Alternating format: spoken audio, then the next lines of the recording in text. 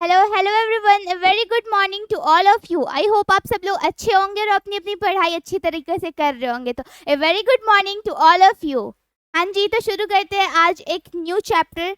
Finally हम लोग ने third chapter pinch of snuff complete कर लिया है। अब हम लोग नेक्स्ट चैप्टर की ओर बढ़ेंगे। तो आज का चैप्टर होगा I have a dream. Okay, I have a dream is our next chapter which we will read today. तो चलिए देख लेते हैं आज का थॉट ऑफ द डे क्या है। तो आज का थॉट ऑफ द डे है never invest your time on bad things. पहले तो ये बता देती हूँ कि हमें अपना कीमती वक्त किसी फालतू की चीज़ों पर नहीं वेस्ट करना चाहिए। अब आज का main thought of the time से रिलेटेड ही है, तो देखते हैं कि क्या है हमारा thought of the day. Invest your time wisely. अपने समय का अच्छे से उपयोग करना चाहिए हमें। Fine. It's the only resource you can't replenish. क्योंकि ये एक ऐसा रिसोर्स है, एक ऐसा चीज़ है, अगर जिस पे आप ध्यान दीजिएगा, अगर अपने टाइम को आप अच्छे से कंज्यूम कीजिएगा तो वो क्या देगा आपको, एक अच्छा और बेहतर आउटकम देगा। आपके लाइफ को सक्सेसफुल बनाने की, क्या बोलते हैं, सक्सेसफुल करने के लिए एक बहुत ही मोस्ट हेल्पिंग हैंड प्रोवाइड करेगा। फाइनली चलते हैं नेक्स्ट चैप्टर। तो today's chapter is I have a dream. I have a dream chapter के राइटर कौन है? तो हाँ जी, इसके राइटर है मार्टिन लूथर किंग।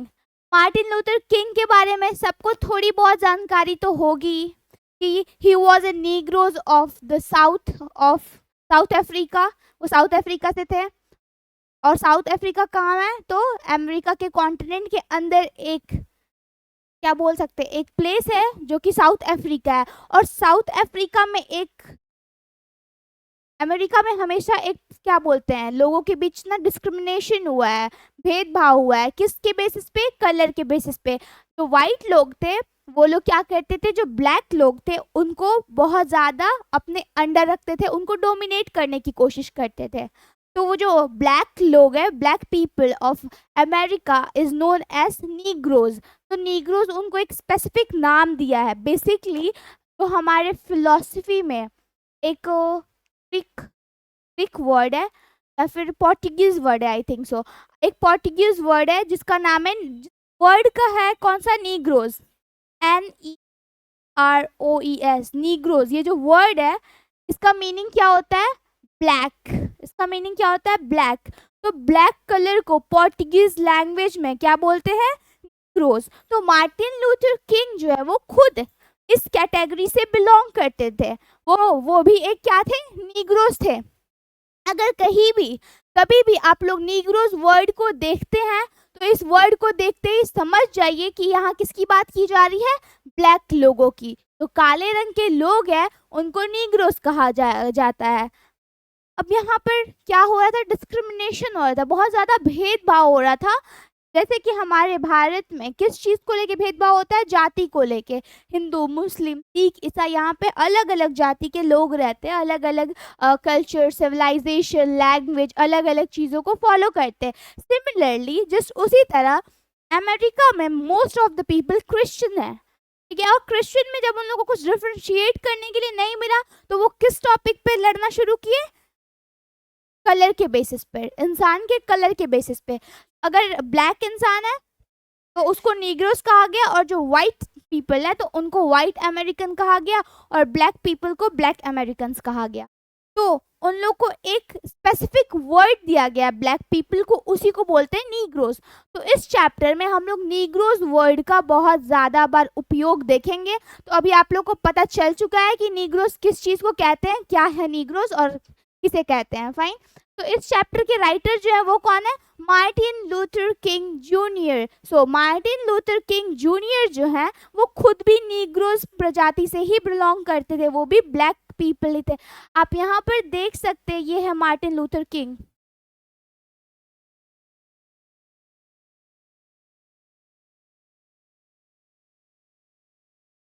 बैक नहीं होना।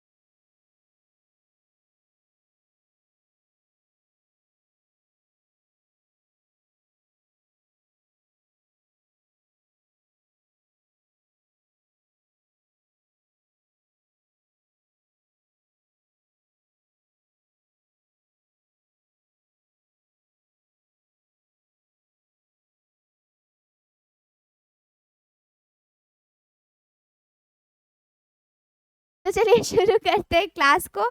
थोड़ी सी कुछ प्रॉब्लम आ गई थी, आप लोग ने देखा। फाइनली चलिए हम लोग स्टार्ट करते हैं चैप्टर। तो मैंने नीग्रोज के बारे में बता दिया है कि नीग्रोज किसे कहा गया था, क्यों कहा गया था, कि नीग्रोज किसे कहा गया था और क्यों कहा गया था। तो that's all about the Negroes. चलते हैं अपने टॉपिक पर। तो फाइनली हम लोग जो राइटर है मार्टिन लूथर किंग, उनके बारे में जानेंगे। एक और चीज बता दूं कि ये जो चैप्टर है आई हैव अ ड्रीम, इसका मीनिंग क्या है, इसका मीनिंग क्या है। तो इसका मीनिंग ये है, मार्टिन लूथर किंग बोलते हैं क्या कि मेरा एक सपना है। कैसा सपना, वो चाहते हैं कि अमेरिका के जो लोग हैं वो कलर के बेसिस पे डिस्क्रिमिनेशन ना करें। फाइनली वो चाहते हैं कि ब्लैक पीपल, नीग्रोज को उनका राइट्स मिले, उनका हक मिले और उनसे उनके हक को कोई छीन ना सके। तो वो बोलते आई हैव अ ड्रीम, मेरा एक सपना है। तो क्या है मार्टिन लूथर किंग का सपना, इस चैप्टर में हम लोग जानेंगे। बेसिकली ये जो चैप्टर है, जैसे कि हमने डॉक्टर जाकिर हुसैन का एक स्पीच पढ़ा था, that was Bharat is my home. क्या था कि भारत मेरा घर है। सिमिलरली यहाँ एक अमेरिका के एक सोशलिस्ट है, एक सोशल वर्कर है जो कि है मार्टिन लूथर किंग। तो मार्टिन लूथर किंग जो है यहाँ पे सिमिलरली उसी तरीके से एक स्पीच देते हैं और उसी स्पीच का एक पार्ट है ये चैप्टर। तो इसमें जो मार्टिन लूथर किंग है वो, जैसे कि डॉक्टर जाकिर हुसैन ने कहा था Bharat is my home, similarly यहाँ यहाँ पर तो मार्टिन लूथर किंग जूनियर है, वो बोलते हैं आई हैव अ ड्रीम, मेरा एक सपना है। और ये कौन से फॉर्मेट में लिखा गया है, स्पीच फॉर्मेट में। जैसे कि क्या लिखा गया था, एक और हमारा चैप्टर स्पीच फॉर्मेट में है, वो कौन सा है, भारत इज माई होम। तो ये जस्ट थोड़ा सा रिकैप था। तो चलिए देखते हैं हु इज द राइटर। तो Martin Luther king is the writer of this chapter. And when was he born? He was born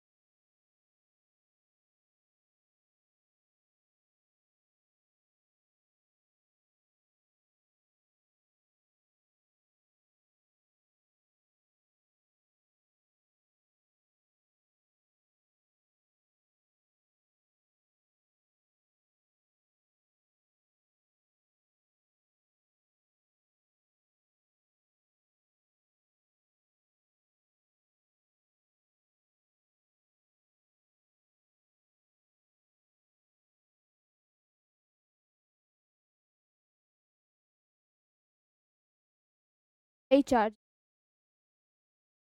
hello, हाँ जी।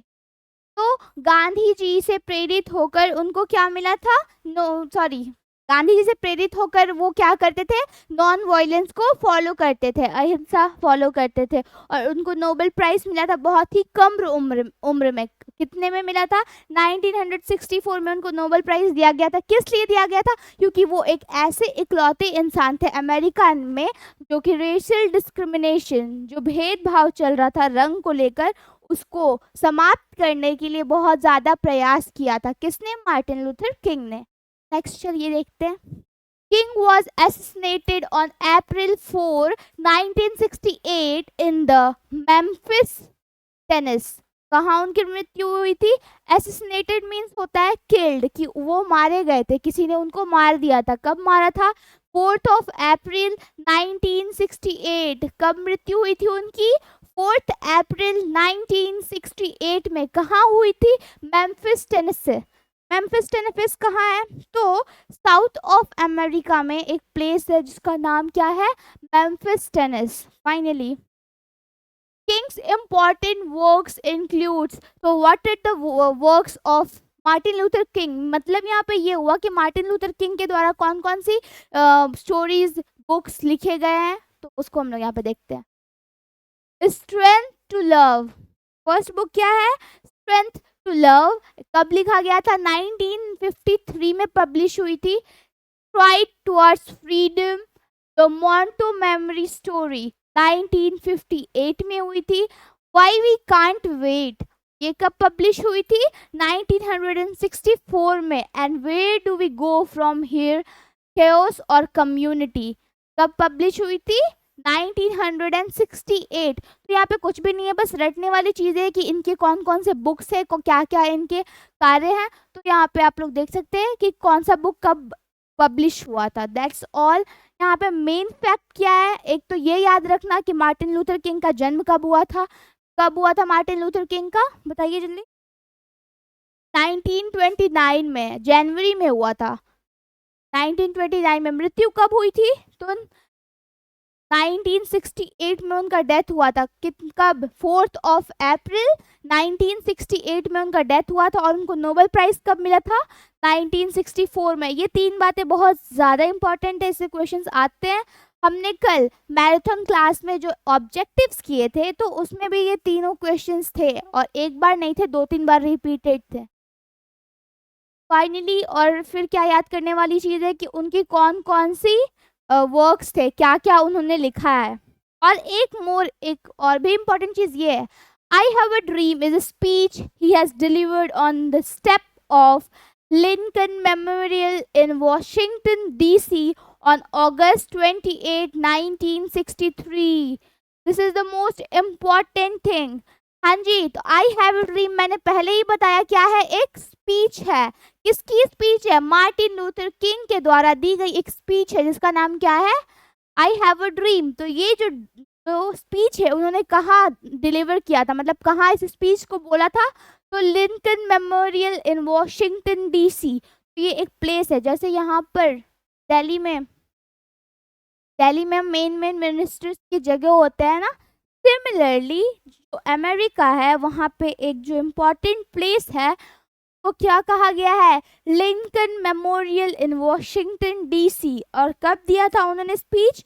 तो अगस्त 28, 1963 में। फाइनली तो यहाँ पे ज़्यादा आपको याद नहीं करना, बस 2-3 मेन पॉइंट्स है, बस उसको याद कर लेना, उतने से काम हो जाएगा। Here he speaks about his dream of seeing Alabama as a developed state।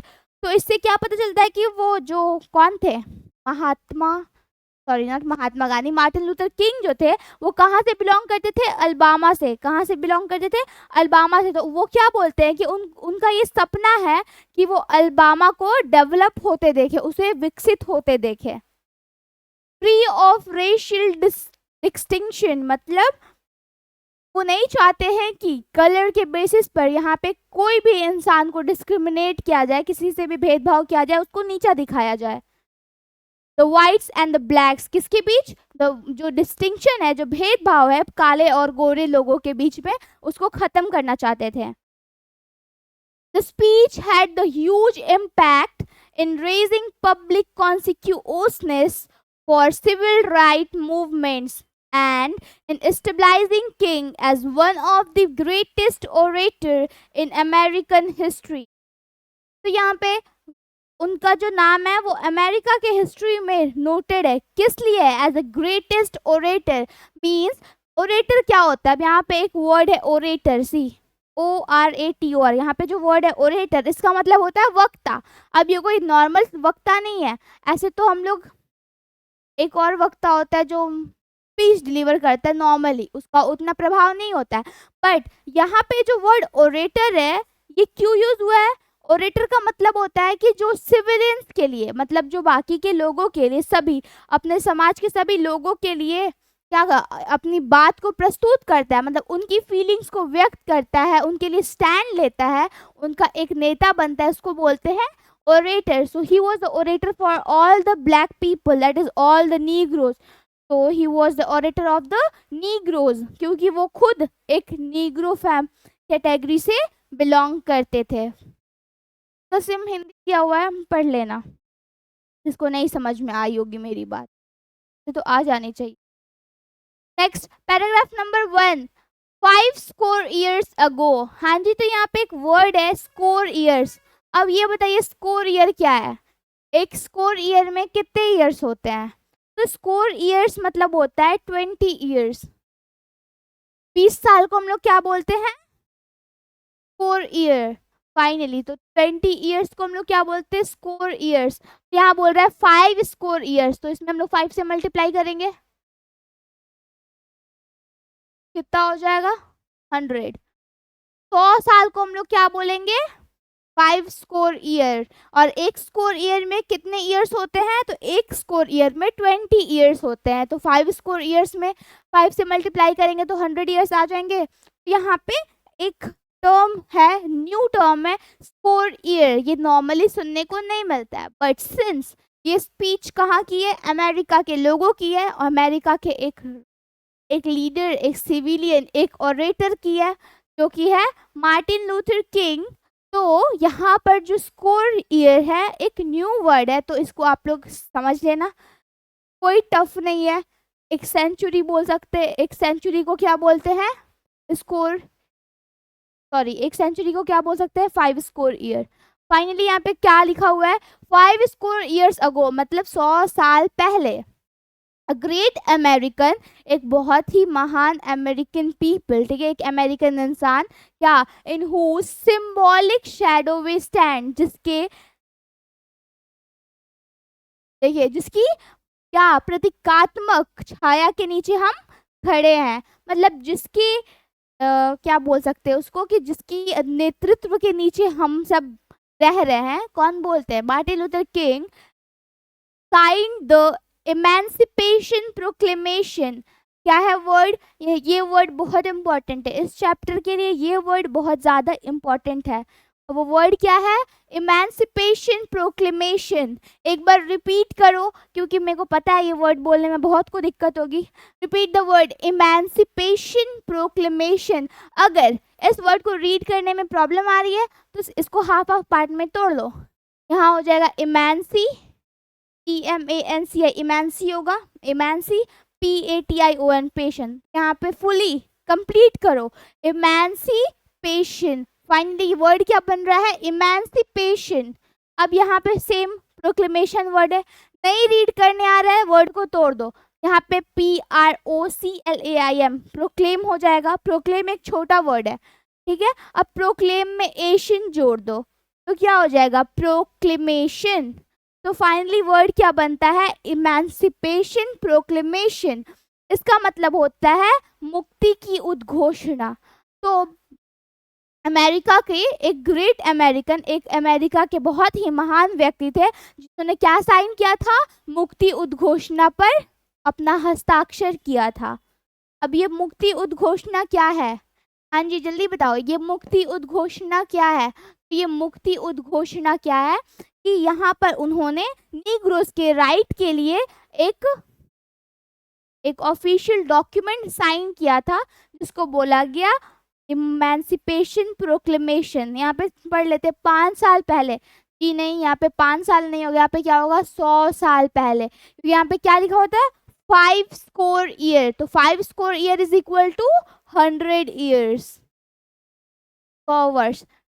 तो यहाँ पे क्या है 100 वर्ष पहले एक महान अमेरिकी, इनसे एक महान अमेरिकन लीडर जिसकी प्रतीकात्मक छाया में हम खड़े थे, ने मुक्ति उद्घोषणा पर हस्ताक्षर किया है। उन्होंने क्या एक डेटा, एक डॉक्यूमेंट साइन किया है, किसके, किसकी मुक्ति के लिए, तो नीग्रोस की मुक्ति के लिए, नीग्रोस के राइट के लिए। This momentous decree came as a great beacon light of hope. हाँ जी, अब यहाँ बोलता है ये जो सिग्नेचर हुआ था, ये जो महत्वपूर्ण आदेश, यहाँ पे मोमेंटस डिक्री का मतलब होता है महत्वपूर्ण आदेश। मोमेंटस का मतलब क्या होता है, महत्वपूर्ण या फिर इम्पॉर्टेंट। मोमेंटस का मीनिंग एक होता है इम्पॉर्टेंट। सिंस मैंने अभी बताया कि ये जो चैप्टर है ये कहाँ के राइटर के द्वारा लिखा गया है, तो ये मार्टिन लूथर किंग के द्वारा लिखा गया है, जो कि कहाँ के थे, अमेरिका के। तो यहाँ पे बहुत सारे न्यू वर्ड्स मिल सकते हैं उनमें से। तो हम लोग अगर ये इंडिया के लैंग्वेज में लिखा होता, अगर भारत की इंग्लिश में ये लिखा होता, तो यहाँ पे मोमेंटस ना लिखकर इम्पॉर्टेंट वर्ड होता, एक उसका ईजियर वर्ड यूज होता, जो कि हम सब ने आमतौर पे सुना होता। बट यहाँ पे वर्ड मोमेंटस है, तो घबराने वाली कोई बात नहीं है, मोमेंटस का मतलब भी होता है इम्पॉर्टेंट। तो यहाँ हो गया मोमेंटस डिक्री। डिक्री मतलब क्या होता है, आदेश। यहाँ पे हम लोग लिखते हैं क्या, मोमेंटस डिक्री को हम लोग इंडियन लैंग्वेज में इजी करने के लिए हम क्या लिख सकते थे, इम्पॉर्टेंट, इम्पॉर्टेंट ऑर्डर। मतलब एक बहुत ही महत्वपूर्ण आदेश को उन्होंने लागू किया था, एक प्रोक्लेमेशन को साइन किया था, जिससे क्या हुआ था कि बहुत सारे जो नीग्रो स्लेव है, बहुत सारे जो नीग्रो स्लेव है, अभी नीग्रोस क्या है, ब्लैक पीपल, और ब्लैक पीपल कैसे रखा जाता था, गुलाम की तरह। स्लेव्स मतलब गुलाम, ब्लैक लोगों को गुलाम की तरह रखा जाता था। तो जो नीग्रोज हैं, क्या बोलते हैं उनको, तो नीग्रोस के लिए किसने लड़ाई की थी, फाइट किया था, मार्टिन लूथर किंग ने किया था। तो जब ये इमेंसिपेशन प्रोक्लेमेशन साइन हुआ था, उससे क्या हुआ, वो एक बहुत ही ज्यादा होप, मतलब क्या होता है, एक आशा की किरण नजर आई थी। वो एक आशा की किरण थी, किसके लिए, स्लेव्स के लिए, नीग्रोस के लिए। ये फाइनली लगता है कि अब हम लोग आज़ाद हो सकते हैं, हमें हमारा राइट्स दिया जाएगा। तो हिंदी देख लेते। यह महत्वपूर्ण निर्णय, ये जो महत्वपूर्ण निर्णय लिया गया था, उन लाखों नीग्रोस दासों के लिए आशा की एक बड़ी रोशनी के रूप में आया, जो कि भीषण अन्याय की आग में झुलस गए थे। यहाँ पे एक वर्ड है, who had been seared in the flames of withering injustice। इसका मतलब क्या है, कौन, जो नीग्रोस लोग थे वो क्या हो गए थे, सूख गए थे, झुलस गए थे, किस चीज से, नष्ट हो गए थे वो लोग, तो अन्याय से। तो उन पर अन्याय हो रहा था, उसके ताप से, उसकी गर्मी से वो लोग झुलस गए थे, सूख गए थे फाइनली। तो इसी चीज को यहाँ पे लिखा गया है क्या, कि जो भीषण अन्याय उनके साथ हो रहा था नीग्रोस के साथ, उसकी आग में वो लोग दस गए थे। फाइनली इतना समझ में आया। अब next, it came as a joyous daybreak to the end the long night of captivity. अब उनको क्या लग रहा था कि फाइनली हम लोग इतने साल जो कैद में रहे हैं, ये वाइट लोगों उसके अंडर में काम कर रहे हैं, तो उनके जो कैप्टिविटी मतलब क्या होता है, कैद, उनसे जो वो लोग कैद में रहे हैं, उस चीज़ से वो लोग ओवरकम हो जाएंगे। और उस चीज़ को लेके वो लोग बहुत ही खुश थे, बहुत हैप्पी थे। जब प्रोक्लेमेशन साइन हुआ था, तो वो लोग काफ़ी खुश थे कि उनको फाइनली अब आज़ादी मिल जाएगी। कैदी की लंबी रात को समाप्त करने के लिए यह एक खुशी का दिन होने वाला था। नेक्स्ट पैराग्राफ नंबर 2 देख लेते हैं।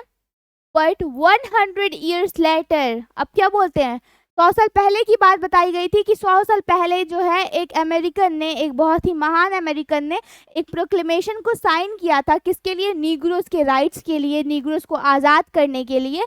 बट अब यहाँ पे क्या बताया जाए कि 100 साल बाद क्या हुआ, तो बट 100 years later, 100 साल बाद, we must face the tragic fact that the Negroes is still not free. 100 साल बाद हमें क्या पता चलता है कि नीग्रोज जो स्लेव्स थे, जो नीग्रो जाति के लोग थे, वो अभी भी अच्छी तरह से मुक्त नहीं हुए हैं, स्वतंत्र नहीं हुए। ये हमें एक दुखद बात की खबर पता चलती है। क्या पता चलता है कि लेकिन 100 साल बाद हमें इस दुखद तथ्य मीन्स ट्रेजिक फैक्ट, इसी का मतलब क्या है, ट्रेजिक फैक्ट, हमें एक दुखद फैक्ट पता चलता है, एक ट्रेजिक फैक्ट पता चलता है, तथ्य पता चलता है क्या का सामना करने का होगा कि नीग्रोज अभी भी मुक्त नहीं है। नीग्रोज जो पीपल थे जिसके लिए ये प्रोक्लेमेशन साइन किया गया था उनको मुक्त करने के लिए, वो अभी तक मुक्त नहीं हुए हैं। और कितने बरस बीत चुके हैं, 100 साल बीत चुके हैं, पर कुछ नहीं हुआ अभी तक।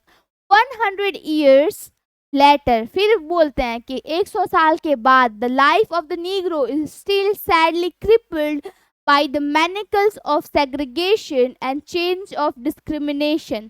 बहुत लंबा लाइन हो गया ना, एक बार फिर से पढ़ते हैं। 100 years later, 100 साल पहले, the life of the negroes, जो नीग्रो लोगों के जो जीवन है वो क्या हो गई थी, सैडली क्रिपल्ड, क्या हो गई थी, यहाँ देखते हैं। 100 साल बाद नीग्रो का जो जीवन था अभी भी क्या हो गया था, अलगाव और भेदभाव के जंजीरों से खद रूप से पंगु है, मीन्स अपाहिज है। अब ऐसा क्यों बोल रहे हैं कि वो पंगु पंगु क्यों बोल रहे हैं वो नीग्रोस को, क्योंकि 100 साल हो गए हैं उनके लिए लोगों ने, मार्टिन लूथर मतलब एक अमेरिकन ने प्रोक्लेमेशन साइन किया, 100 साल हो गए पर कुछ नहीं हुआ। वो अभी भी भेदभाव से जूझ रहे हैं और उनको अलग रखा जाता है। किन से अलग रखा जाता है, वाइट पीपल से। नेक्स्ट 100 years, फिर बोलते हैं 100 साल हो गए।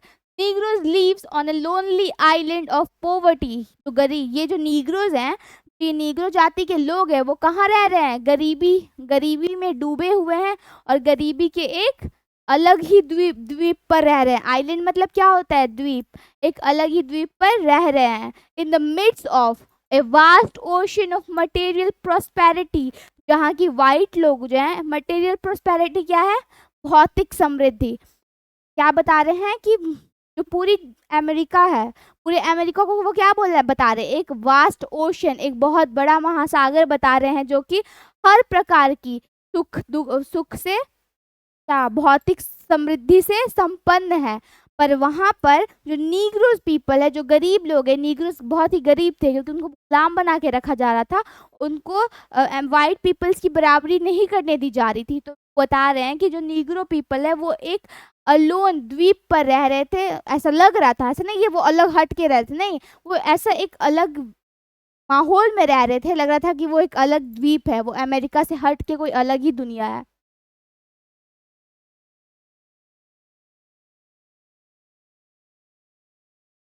सौ साल बीत गए, नीग्रोस भौतिक समृद्धि के विशाल महासागर के बीच एक एकांत द्वीप पर रहता है। तो बात तो समझ में आ गया कि जो नीग्रो है वो एक अलोन आइलैंड पे रहते हैं, जहाँ जहाँ की और सब जो लोग हैं वो एक बहुत ही बड़े महासागर में रह रहे हैं। महासागर मीन्स क्या, यहाँ पे मतलब बहुत ही सुख के साथ बहुत ही आराम की जिंदगी। 100 years later, फिर बोलते हैं मार्टिन लूथर किंग कि 100 साल बीत गए। The Negro is still languishing in the concern of American society and find himself an exile in his own land। क्या बोलते हैं कि ये जो नीग्रोज है ये अपने ही देश में देश निकाला की तरह रह रहे हैं, मीन्स उन्हें बाकी लोगों से उनको अलग रखा जा रहा है। देखते हैं 100 साल बाद नीग्रो अभी भी अमेरिकी समाज के कोने में सड़ रहा है, मीन्स वो अकेले ही है ना, तो अब किसी चीज को अकेले छोड़ दोगे तो वो ना के बराबर, सड़ने के बराबर ही है। तो क्या बोल रहे हैं कि नीग्रोस लोग जो है अमेरिका के एक कोने में सड़ रहे हैं और खुद को अपनी ही भूमि में देश निकाला की तरह रह रहे हैं।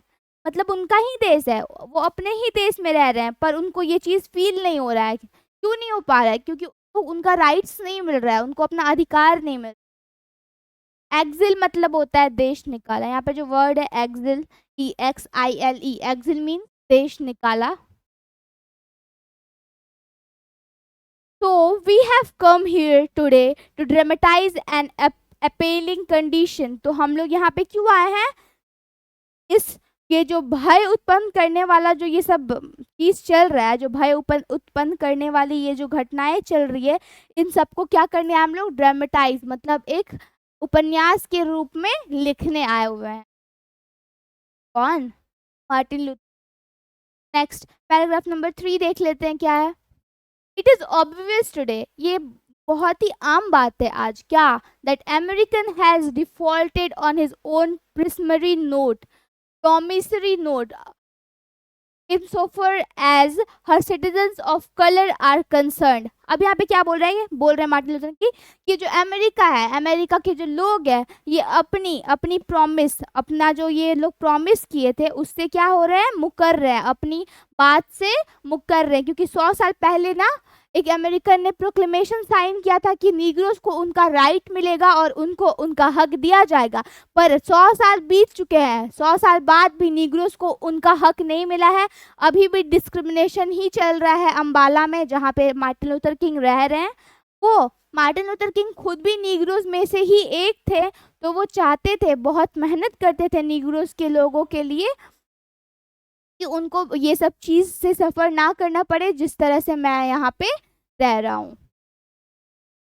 नेक्स्ट, आज यह स्पष्ट है कि जहां तक उसके नागरिकों के रंग का संबंध है, अमेरिका ने इस वचन पत्र पर चूक की है। क्या बोलते हैं कि वचन दिया था ना एक अमेरिकन, ग्रेट अमेरिकन ने। अब यहाँ पे नाम नहीं बताया गया कि वो ग्रेट अमेरिकन इंसान था कौन, बस ये बोल रहा है कि एक बहुत ही महान इंसान ने प्रोक्लेमेशन साइन किया था, बट किसने किया था ये यहाँ पे बुक में अभी तक क्लियर नहीं किया गया है। क्या बोलते हैं कि जो प्रोक्लेमेशन साइन किया था, जो क्या बोलते हैं वचन पत्र पर उन्होंने साइन किया था, वो अपना वचन निभाने में चूक गए, उस चीज को पूरा नहीं कर पाए, वो लोग नीग्रोस के को आज़ादी नहीं दिला पाए। Fine. Next, instead of honoring this sacred obligation, America has given the Negro people a bad check which has come back and marked insufficient funds। यहाँ पे देखो क्या बोलते हैं, इंस्टेड ऑफ ऑनरिंग, जहाँ तक कि उनको नीग्रोस को सम्मान देना चाहिए था, दिस सेक्रेड ऑब्लिगेशन, ये दायित्व, उनका ये दायित्व बनता है, क्योंकि वो अपनी प्रॉमिस को पूरा नहीं कर पाए हैं, अपने वचन को नहीं पूरा कर पाए, तो उनका ये क्या बनता है? दायित्व बनता है क्या? कि वो लोग सम्मान दे। किसको सम्मान दे? नीग्रोस पीपल को। बट उसकी जगह क्या हो रहा है? America has given the negro people a bad cheque. उसकी जगह अमेरिकन लोगों ने क्या किया है कि नीग्रोस को बैड चेक। अब ये नहीं कि उनको एक चेक, वो चेक नहीं जिसमें पैसा वैसा साइन कर देते, वो चेक नहीं। बैड चेक मीन्स को नीचे कैटेगरी में रखा गया है, उनको क्या बोलते हैं, उनको बैडली ट्रीट किया जा रहा है, उसको यहाँ पे बोला गया है bad cheque, which has come back marked insufficient funds, जो कि उनके हिस्से का जो फंड आता है वो उनको नहीं मिल रहा है। यहाँ देखते हैं, इस पवित्र दायित्व का सम्मान करने के बजाय उनका जो धर्म था, क्या कोई अपना वचन पूरा करना था, उसका तो उन्होंने सम्मान किया नहीं। अमेरिका ने नीग्रो लोगों को एक खराब चेक दिया है, जो कि अपर्याप्त धन के रूप में वापस आ गया है। फाइन, इतना समझ में आया कि उनको उनकी राइट्स, अभी तक बस सिंपल फैक्ट बता रही हूँ, अभी तक बस एक ही बात को बताया गया है कि 100 साल हो गए हैं, 100 साल पहले एक चेक साइन हुआ था उनके राइट्स के लिए, वो अभी तक पूरा नहीं किया गया है, 100 साल बीत गए हैं पर अभी तक कुछ नहीं पाया है। बस यही बात को अलग अलग तरीके से बताया जा रहा है, कुछ नहीं है अभी। But we refuse to believe that the bank of justice is bankrupt। अब क्या बोलते हैं कि हम ये चीज को नहीं मान पा रहे हैं क्या, कि जो न्याय का जो बैंक है वो दिवाला हो गया, मतलब कह सकते हैं कि वो भ्रष्ट हो गया है। लेकिन हम यह मानने से इनकार करते हैं कि न्याय का जो बैंक है वो दिवाला हो गया है, मीन्स भ्रष्ट हो गया है। We refuse to believe that there are insufficient funds in the great vault of opportunity of the nation। का मतलब क्या हुआ? हम यह मानने से इनकार करते हैं कि राष्ट्र के अवसरों के विशाल भंडार में अपर्याप्त धन है। क्या कि हम लोग ये क्या मान रहे हैं कि हमारा जो राष्ट्र है, जो अमेरिका है, वहाँ के जो लोग हैं वो ये बात नहीं मान रहे क्या कि इनसफिशिएंट फंड, कि वहाँ पे बहुत ही कम फंड्स हैं, मतलब पर्याप्त फंड्स नहीं है। किस चीज़ के लिए? को अपॉर्चुनिटी देने के लिए, नीग्रोस के उनका हक देने के लिए उनके पास पर्याप्त चीजें नहीं है। तो वी हैव कम टू, अबे टू होगा, we have come to cash this cheque, a check that will give us upon demand the riches of freedom and security of justice। अब क्या बोलते हैं मार्टिन लूथर किंग कि हम लोग मिलकर अपना ये चेक हासिल करेंगे और हम लोग दिखाएंगे कि हम लोग क्या चीज हैं। इसलिए हम इस चेक को भुनाने नहीं होगा, भुगतान करने आए हैं। एक ऐसा चेक जो कि हमें स्वतंत्रता के धन और न्याय की सुरक्षा की मांग पर देगा। वो क्या बोलते हैं कि हम जो स्वतंत्रता पाएंगे, जो हम स्वतंत्रता का धन पाएंगे और जो न्याय की सुरक्षा की मांग करेंगे, वो क्या होगा? बहुत ही बड़े लेवल पे होगा, इतना कि जितना कि आप सोच नहीं सकते। हम लोग ज़्यादा करके दिखाएंगे। वो बोलते हैं कि हम उसका राइट उनको वापस लौटा कर ही रहेंगे। वो काफ़ी दृढ़ है अपने संकल्प को लेकर। We have also come to this hallowed spot to remind America of the urgency of now। क्या बोलते हैं कि हम इस पवित्र, ये जो पवित्र भूमि है, पवित्र स्थान है, यहाँ पर आए हैं। क्यों आए हैं? ताकि अमेरिका को इस समय की भयंकर तत्कालीनता को याद दिलाया जा सके, कि वो लोग अपने प्रॉमिस को तोड़ दिए हैं, अपने प्रॉमिस से मुकर गए हैं। ये बात याद दिलाने के लिए वो आए हैं अमेरिका, और उनको ये एहसास दिलाने कि अभी जो ये तत्कालीन आवश्यकता है, ये जो अर्जेंसी है अमेरिका में, इसे पूरी की जाए। This is no time to engage in luxury of cooling off or to take the tranquilizing drug of gradualism। क्या बोलते हैं यहाँ पे? ट्रैंक्विलाइजिंग मतलब होता है शांत, ट्रैंक्विलाइजिंग यहाँ पे हाफ कर लो ना वर्ड, ट्रैंक्विलाइजिंग, ये है वर्ड। अब देखते हैं क्या कहा है उन्होंने। यह ठंडा करने की विलासिता में संलग्न होने या क्रमिकता की शांत करने वाली दवा लेने का समय नहीं है। वो क्या बोलते हैं कि अभी आराम करने का समय नहीं है, हम लोग शांति से नहीं बैठ सकते, हमें अभी बहुत, वो क्या मतलब शांति से हम लोग नहीं बैठ सकते, हमें हमेशा क्या करना होगा, हमें क्रमिकवाद रहना, मतलब हम लोग कंटिन्यूअस हम लोग को वर्क करना होगा इस चीज के लिए। नाउ इज द टाइम, अभी समय है किस चीज का? To rise from the dark, कि अंधेरे से बाहर निकलने का ही अभी समय है। And desolate segregation to the sunlight path, और ये जो अलगाव किया जा रहा है, तो ये अलगाव है काले और गोरे लोगों में, इसको खत्म करना हो। डिसोलेट मतलब खत्म करना होगा। और जो नीग्रोज है उन्हें कहाँ लेके जाना होगा? सनलाइट, मतलब कि हमें रोशनी की तरफ आगे बढ़ना होगा। और ये रोशनी कब मिलेगी? जब हम लोग निग्रोस को जस्टिस देंगे, जब हम लोग निग्रोस को न्याय दे देंगे, उनके हिस्से का हक दे देंगे।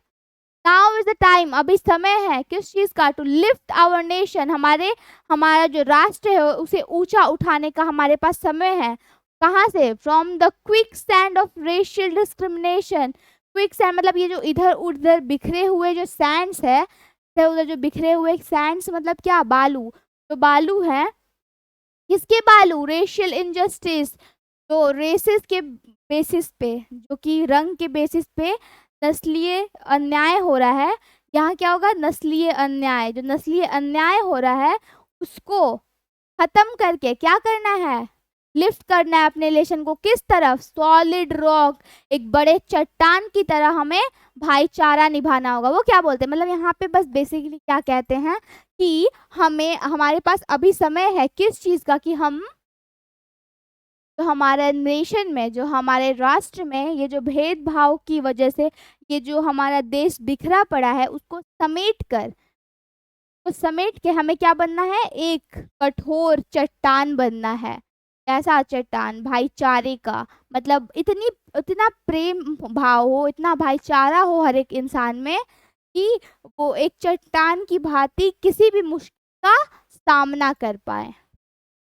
नेक्स्ट यहाँ पे देखते हैं, अब अलगाव की अंधेरे और उजाड़ जाटी घाटी से उठकर नस्लीय न्याय से सूर्य प्रकाश पथ की ओर बढ़ने का समय है। अब समय आ गया है कि हम अपने देश को नस्लीय अन्याय के तेज बहाव से निकालकर भाईचारे की ठोस चट्टान की ओर ले जाएं। समझ में आ गया? इतनी बात क्लियर है? कोई डाउट नहीं है ना? अभी हम लोग और 2 पैराग्राफ करेंगे।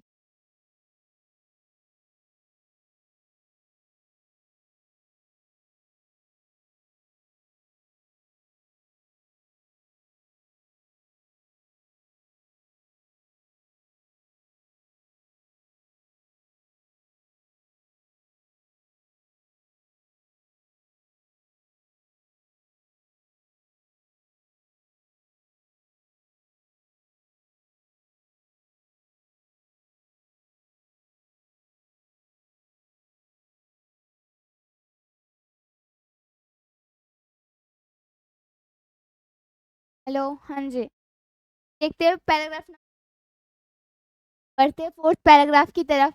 It would be fatal for the nation to overlook, क्या बोलते हैं? It would be fatal for the nation, ये हमारे राष्ट्र के लिए घातक होगा।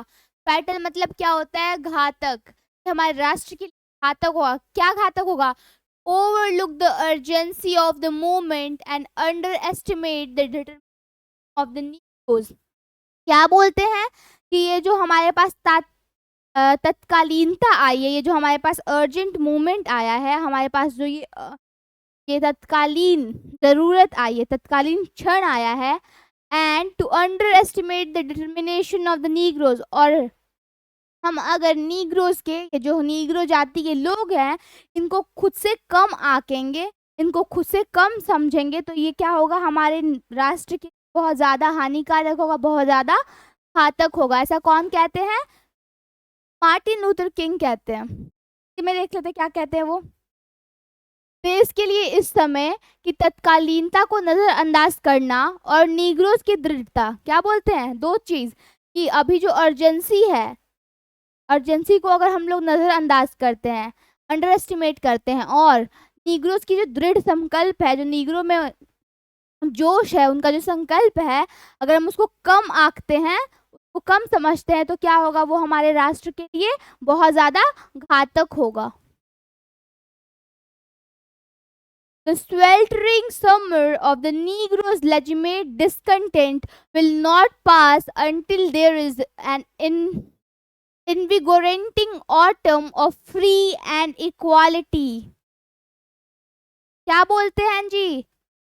बोलते हैं ये जो तपती गर्मी है नीग्रोस के अंदर, ये जो नीग्रोस के अंदर जो होता है ना, गुस्से में इंसान पूरा तप जाता है, उनके अंदर की जो गुस्सा है, लेजिमेट डिस्कंटेंट, वैद्य है, ये मतलब वैद्य, लेजिमेट मतलब क्या है? वैद्य। उनके अंदर जो गुस्सा भरा गया है, उनके अंदर जो तपती गुस्सा की आग है, उनके अंदर जो ज्वाला है, वो वैद्य है।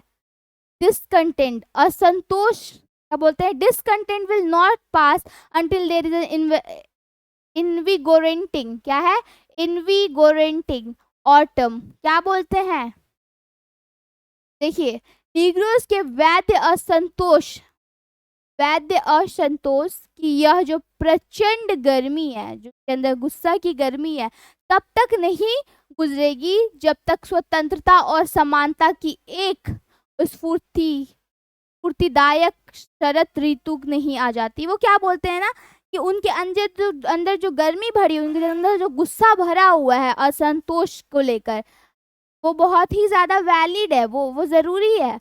और ये जो उनके अंदर गुस्सा है, वो तब तक खत्म नहीं होगा जब तक कि पर स्वतंत्रता और समानता की बारिश नहीं होगी। जब तक उन पर स्वतंत्रता उनको नहीं मिल जाता, तब तक वो शांत नहीं होंगे। 1963 इज नॉट एन एंड, वो क्या बोलते हैं? 1963 जो ईयर है, यहाँ पे है 1963, ये जो ईयर है, ये खत्म नहीं हुआ है, बट इट्स अ बिगनिंग, ये क्या है, एक नई शुरुआत है। 1968 क्या है, एक नई शुरुआत है। मार्क द पॉइंट, कौन सा ईयर उनके लिए एक नई शुरुआत है, 1963। Those who hope that the Negro needed to blow off steam and will not be content will have a rude awakening if the nation return to the business as usual. अब इसका मतलब क्या है, उन्नति उन्नति यास्ट एक अंत नहीं है। वो क्या बोलते हैं कि नहीं, 1966 मतलब 1963, 1966 एक अंत नहीं है, बल्कि वो एक नई शुरुआत है।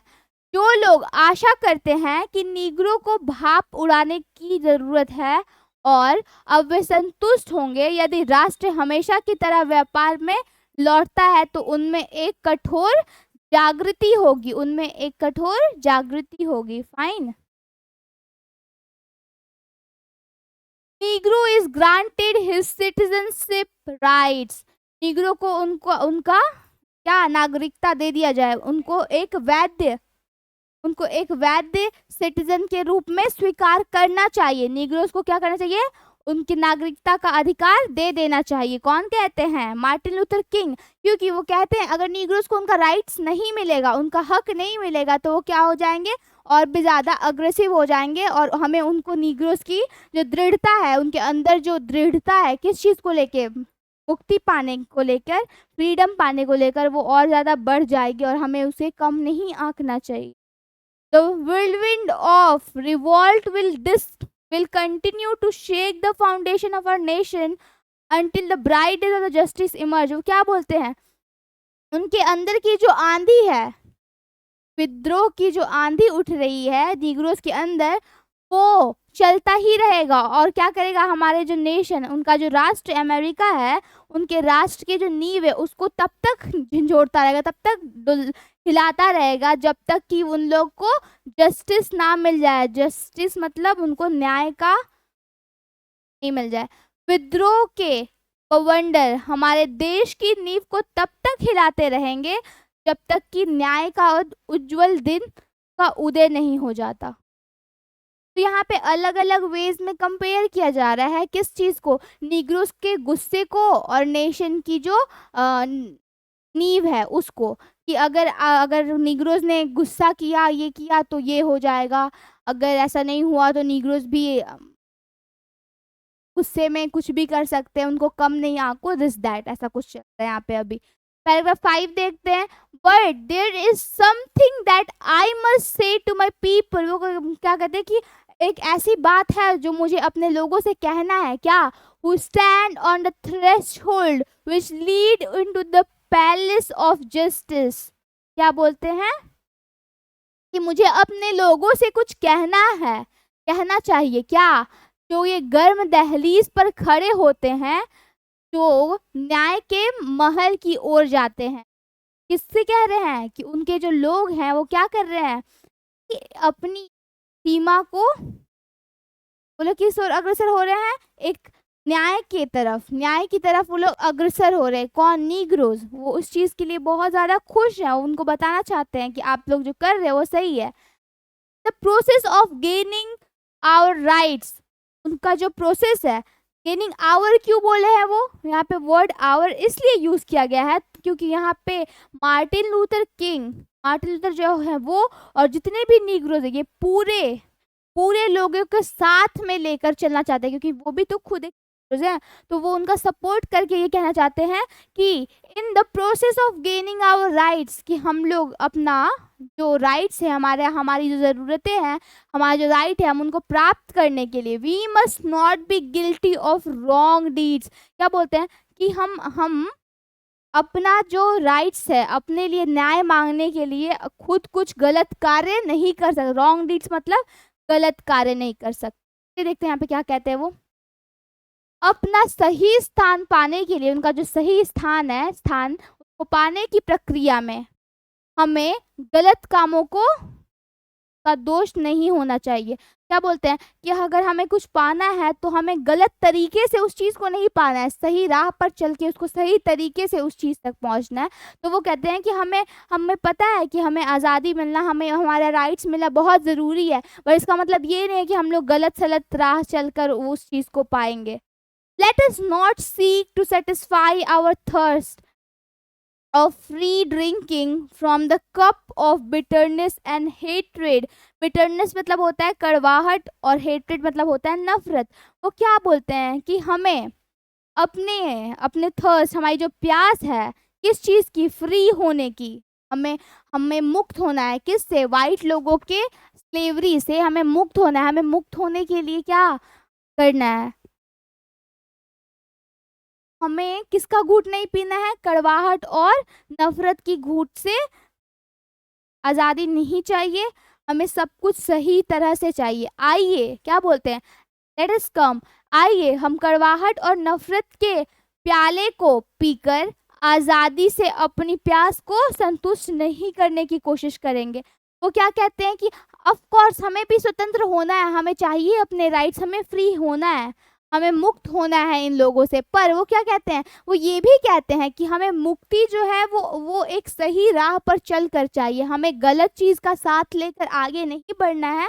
वो बोलते हैं कि मुझे अपना राइट चाहिए, हमें हमारे लोगों को, नीग्रोस पीपल के समाज को, उनको क्या चाहिए? अपने हिस्से का हक चाहिए, पर वो गलत रास्ते से चल नहीं चाहिए, गलत कार्य करके, मतलब गलत कार्य करके नहीं चाहिए।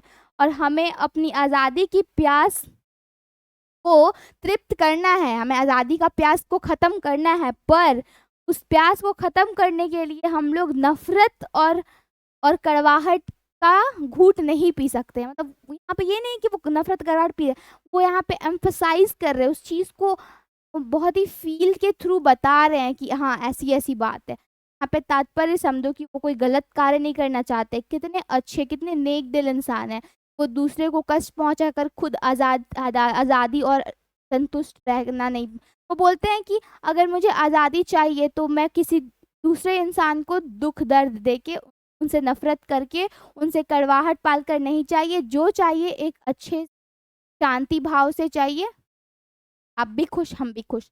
तो अब आज हमने क्या पढ़ा, मैं एक बार रिकवर कर देती हूँ। आज हमने ये पढ़ा कि एक अमेरिकन, एक महान अमेरिकन में, अभी मैं समरी बता रही हूँ अभी जितना पढ़ाया है। क्या बोलते हैं, एक अमेरिकन है, एक बहुत ही महान अमेरिकन आते हैं 100 साल पहले और एक प्रोक्लेमेशन साइन करते हैं। उसके बाद क्या होता है बताते हैं यहाँ पे कि 100 साल बीत जाते हैं, पर नीग्रोस जो लोग हैं, ब्लैक वाइट के बीच क्योंकि डिस्क्रिमिनेशन हो रहा है, वो जो नीग्रोस लोग हैं उनको अभी भी आज़ादी नहीं मिली है। और वो अपना आज़ादी पाने के लिए यहाँ पे अलग अलग तरीके से बताया जा रहा था क्या कि नीग्रोस को ये चीज़ चाहिए, पर वो कुछ गलत नहीं कर। यहाँ पर मार्टिन लूथर किंग को महात्मा गांधी से भी कंपेयर किया जा रहा है। क्यों? क्योंकि जैसे कि महात्मा गांधी भारत में नॉन वायलेंस, अहिंसा रहकर अहिंसात्मक प्रोटेस्ट कर रहे थे, ठीक उसी प्रकार यहाँ पर जो मार्टिन लूथर किंग है वो भी क्या करते हैं, नॉन वायलेंस को फॉलो करते हैं और बहुत ही अच्छी तरीके से अपना प्रोटेस्ट को कंप्लीट करते हैं। बट वो भी यहाँ पे कह रहे हैं कि मुझे आज़ादी की ज़रूरत है, हमें और हमारे हमारे जो नीग्रोस लोग हैं, हमें आज़ादी चाहिए, पर कोई गलत कार्य करके नहीं चाहिए। हमें जो चाहिए शांति से, खुशी से चाहिए, किसी की तरफ से हमें नफरत नहीं चाहिए, ना ही हमें कोई कड़वाहट चाहिए। मतलब वो कड़वाहट और नफरत को लेकर आगे नहीं बढ़ना चाहते हैं। वो चाहते हैं कि वाइट पीपल और जो ब्लैक पीपल है दोनों साथ में मिलकर साथ रहे और सब कुछ अच्छे से करे बिना किसी नफरत के। That's all for today. बस यही था आज की कहानी हमारी, जो भी थी मार्टिन लूथर का स्पीच। हम लोग अभी 5th पैराग्राफ तक कंप्लीट कर लिए हैं। अब नेक्स्ट जो पैराग्राफ्स है वो आपको नेक्स्ट वीडियोस में मिल जाएंगे। अगर आपको कोई भी प्रॉब्लम होता है, कोई भी डाउट होता है, आप लोग कमेंट सेक्शन में मुझसे पूछ सकते हैं। मैं नेक्स्ट क्लास में जब भी आऊँगी मैं कमेंट्स रीड करके आऊँगी और जिसको जो भी डाउट होगा उसका डाउट भी क्लियर करूँगी। कल के क्लासेस में फर्स्ट चैप्टर का 7th क्वेश्चन में बहुत लोगों को डाउट था, उसमें मैंने अपना बहुत ज़्यादा वक्त ज़ाया किया, पर फिर भी मैंने आप लोगों को ये समझाने की कोशिश की है कि उसका आंसर ऑप्शन बी क्यों होगा। तो थोड़ा सा पेशेंस रखो और मैं जो पढ़ा रही हूँ उस पर विश्वास करो मुझ पे, क्योंकि अगर आप एक टीचर पे विश्वास नहीं करेंगे ना तो फिर क्या ही करोगे। अगर टीचर पे विश्वास नहीं करोगे तो किस पे करोगे। मैं आप लोगों को कुछ गलत थोड़ी बताऊंगी। मैं ये नहीं बोल रही हूँ कि मैं कभी गलत नहीं हो सकती। ऑफ कोर्स मैं भी इंसान हूँ, आप लोग की तरह एक मामूली सी ही लड़की हूँ। मैं भी आप लोग में से ही एक स्टूडेंट निकल के आई हूँ जो कि आप लोग के सामने यहाँ खड़ी हूँ। पर इसका मतलब ये नहीं है कि मुझसे गलतियाँ नहीं होंगी। अगर हम सभी लोग इंसान हैं, गलती सबसे होती है, पर गलती को सुधारना एक इंसान की कला होती है। हाँ जी, जिसको जो डाउट होगा पूछ लेना। और हाँ जी, बिल्कुल भी ज़रूरत नहीं है हिचकिचाने की। और हम बहुत लोग का ये कमेंट रहता है कि मुझे नोट्स चाहिए, पीडीएफ चाहिए, मैम कहाँ मिलेगा, कहाँ मिलेगा। तो अगर आपको नोट्स और पीडीएफ चाहिए तो लिंक दे दिया गया है, डिस्क्रिप्शन बॉक्स में जाके चेक कर लेना। ऐप है हमारा एसएस आर्ट्स ऐप, उसको डाउनलोड कर लीजिए। यहाँ पे 99 रुपीज़ का इंग्लिश और हिंदी का बैच मिल जाएगा। अगर आपको इंग्लिश का नोट्स चाहिए, रिकॉर्डेड क्लासेस चाहिए, लाइव क्लासेस चाहिए, सब कुछ अवेलेबल है। स्टडी मटेरियल एंड ऑल सब कुछ, टेस्ट सीरीज एंड ऑल सब कुछ अवेलेबल है हमारे ऐप पर। अगर आप चाहिए तो प्लीज़ जाइए, अभी ऐप पर जाइए, क्लिक लिंक डाउनलोड कीजिए एंड देन आफ्टर बाय करिए हमारा बैच और मज़े से पढ़िए, जुड़े रहिए हमारे साथ। चलिए मिलते हैं नेक्स्ट वीडियो में। That's all for today, thank you so much. I hope आपको ये क्लास अच्छी लगी होगी। अगर आपको ये क्लास अच्छी लगी है तो लाइक शेयर और सब्सक्राइब करना ना भूलें। चलिए बाय बाय, टेक केयर।